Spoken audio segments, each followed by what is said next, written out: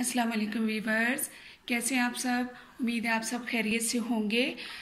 अब तक हमने जितने भी मौज़ूआत पर बात की उनमें मैंने ज़रूरी समझा कि हम रमूज़ औक़ाफ़ पर बात करें, क्योंकि हमारे यहाँ उमूमन देखने वालों में जो हमारे तलबा हैं और असातिज़ा हैं उनको समझने में आसानी होगी। तो रमूज़ औक़ाफ़ आज का हमारा मौज़ू है।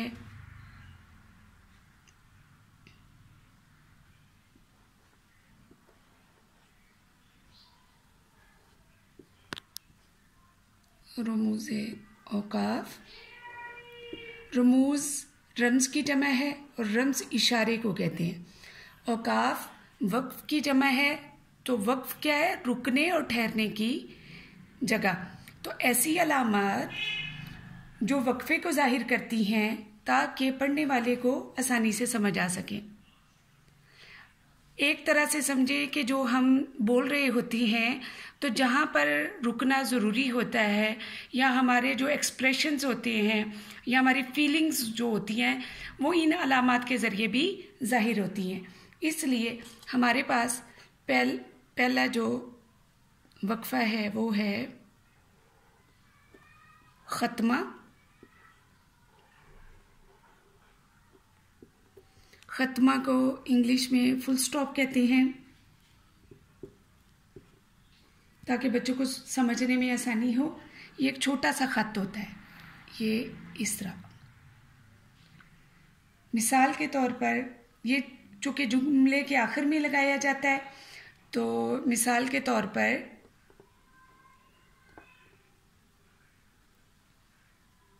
हमारा वतन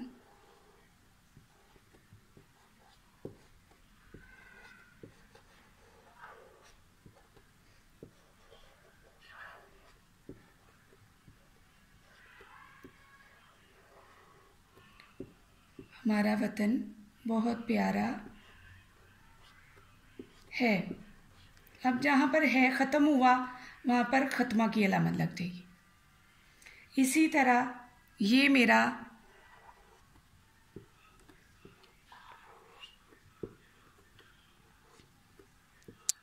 घर है, बात ख़त्म हो गई और जुमले के आखिर में ख़त्मा लग गया। दूसरी अलामत है सकता। अचानक से हमें वो किसी बात पे रुक जाते हैं, तो ऐसे एक दफ़ा हमारे एक्सप्रेशन भी स्टिल हो जाते हैं। तो उस रुकने की अलामत को, अचानक से रुकने की अलामत को सकता कहते हैं। एक ही जुमले में 3 या 4 या 3 से ज़्यादा एक जैसे अल्फाज आ जाए तो इनके दरमियान सकते की अलामत लगाई जाती है। मैं एक दफ़ा फिर बोल दूं, एक ही जुमले में 3 या 3 से ज़्यादा एक जैसे अल्फाज आ जाएं तो उनके दरमियान में सकता की अलामत लगाई जाती है। मिसाल के तौर पर अली,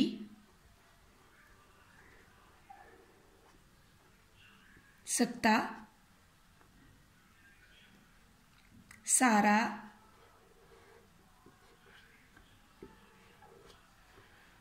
सकता, उज़्मा,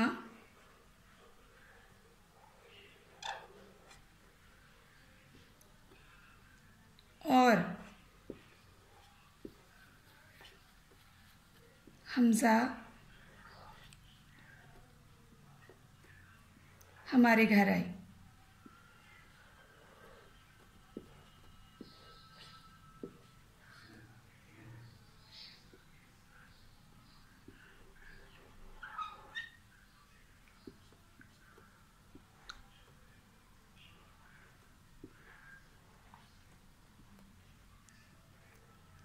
ख़त्मा की अलामत लगी। अब देखिए सकता कहाँ कहाँ आया?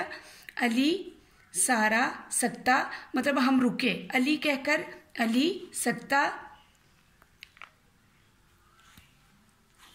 सारा, सकता, उज़्मा, और आखिरी जो लोग होंगे उनके दरमियान में और लग जाएगा, ये अलामत और को भी जाहिर करती है। तो हम अगर लिखें अली और सारा और उज़मा और हमज़ा, तो वो जो एक इबारत का तसलसल है वो ख़राब हो जाएगा। इसलिए सख्ते की अलामत लगाते हैं, अली रुके थोड़ी देर के लिए, सारा फिर रुके, उज़मा और हमज़ा हमारे घर आए। तो एक इबारत में तसलसल भी है और बार बार और लिखने की ज़रूरत भी पेश नहीं आई।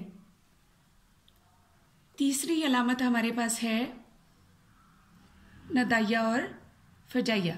नंबर 3, नदाया और फजाइया। अब मैंने दोनों नाम एक ही दफ़ा में लिखे हैं क्योंकि इन दोनों की अलामत एक ही है। अब देखें कि निदाया को समझने के लिए हम पहले इनके मीनिंग पर गौर करेंगे। निदाया निदा को कहते हैं, निदा आवाज़ देने को कहते हैं। मुखातिब या अलकाब मतलब हम किसी को बुलाते वक्त जो अलामत इस्तेमाल करेंगे वो निदाया कहलाएगी। गम और खुशी, हैरत के इजहार के लिए जब ये अलामत ज़ाहिर करेंगे तो ये फजाइया कहलाएगी। तो अलामत एक ही रहेगी लेकिन उनके नाम उस वक्त बदल जाएंगे कि उसका इस्तेमाल बदल जाएगा। मिसाल के तौर पर, प्यारे बच्चों,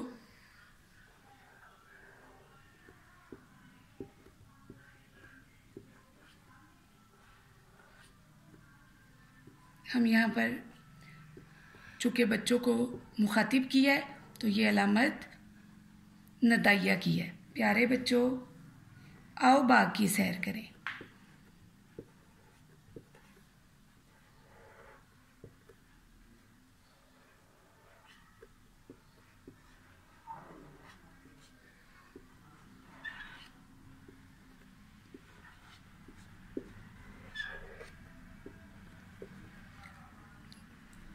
अब दूसरी है रंज के तौर पर इस्तेमाल करेंगे। उफ, परेशानी है, तो यहाँ पर भी यही अलामत लगेगी लेकिन यहाँ पर ये फजाइया की अलामत कहलाएगी। उफ, आज कितनी गर्मी है।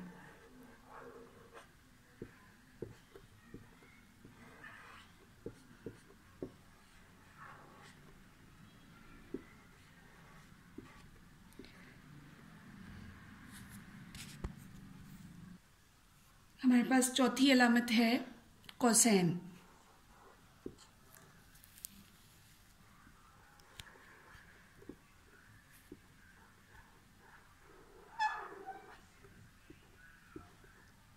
कोसैन की अलामत,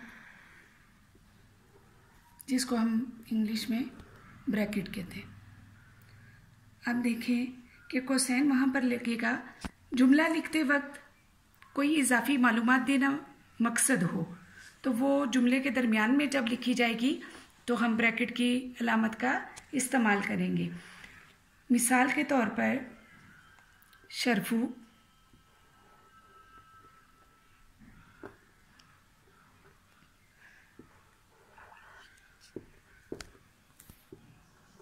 अभी मैं ब्रैकेट में कुछ नहीं लिखूंगी।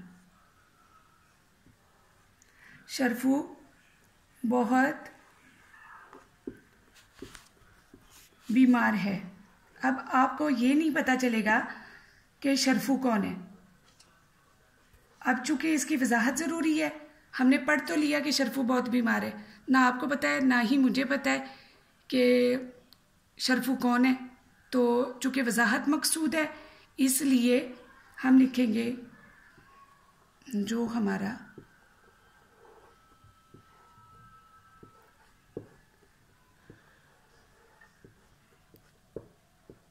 मुलाजिम है। अब आपको समझ आ जाएगी, शरफू जो हमारा मुलाजिम है बहुत बीमार है। तो चूंकि इसकी वजाहत की ज़रूरत थी इसलिए उसे कोसैन में लिखेंगे। तो इस अलामत को क्या कहेंगे? कोसैन। जी, तो हमारे पास पांचवी अलामत है वावैन।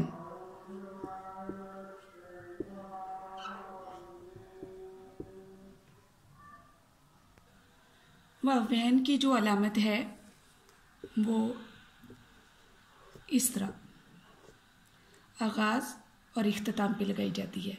और कहाँ लगाई जाती है? किसी अहम बात को कहने वाले के उसी के अंदाज और उसी अल्फाज में कहना जिस तरह उसने कही हो। मसलन कुरान मजीद की कोई भी बात हम तब्दील नहीं कर सकते, उसी तरह लिखेंगे तर्जमा। इसी तरह कायदे आज़म नबी पाक सल्लल्लाहु अलैहि वसल्लम की बात यानी हदीस मुबारका, और इसी तरह लीडर्स के अकवाल वगैरह, तो पेज के सेंटर में हम लिखते हैं उनको कैसे कि जैसे नबी पाक सल्लल्लाहु अलैहि वसल्लम ने फरमाया,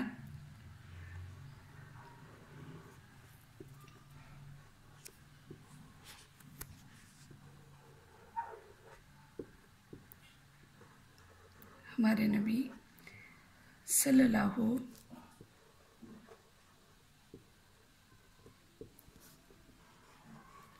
अलैहि व आलिही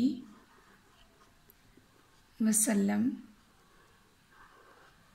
ने फरमाया, अक्सर औकात असातिज़ा और बिलखुसूस बच्चे जो हैं वो आप सल्लल्लाहु अलैहि वसल्लम के साथ सल्लल्लाहु अलैहि वसल्लम की जगह स्वाद डाल देते हैं, तो ये बिल्कुल ही नामुनासिब रवैया है। तो हमें अपने आखिरी नबी का पूरा नाम प्रॉपर तरीके से लिखना आना चाहिए, और दुरुस्त तरीका भी यही है। तो आप हमारे नबी सल्लल्लाहु अलैहि वसल्लम ने फरमाया, चूँकि आपने फरमाया तो वहाँ पर वावैन की अलामत आगाज़ में इस तरह आएगी, नमाज जन्नत की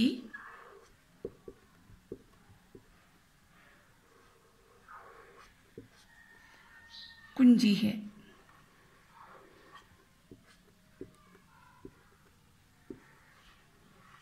अब यहाँ पर बात ख़त्म हो रही है तो ये यहाँ पर भी लग जाए। इसी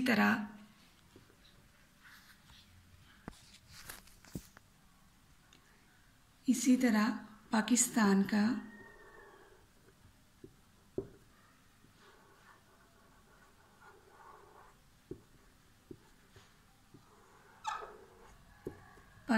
का मतलब क्या?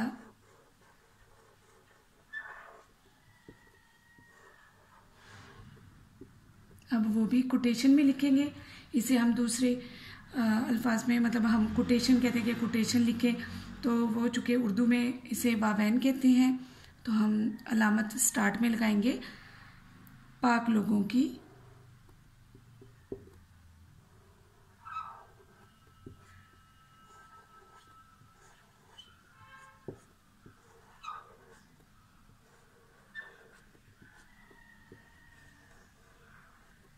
जगह, तो ये वावैन में बंद कर देंगे।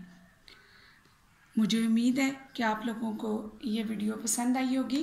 इसे लाइक कीजिए, सब्सक्राइब कीजिए, शेयर कीजिए और कमेंट ज़रूर कीजिए, और अपनी आरा से मुझे आगाह कीजिए। अगली वीडियो तक अल्लाह हाफ़िज़।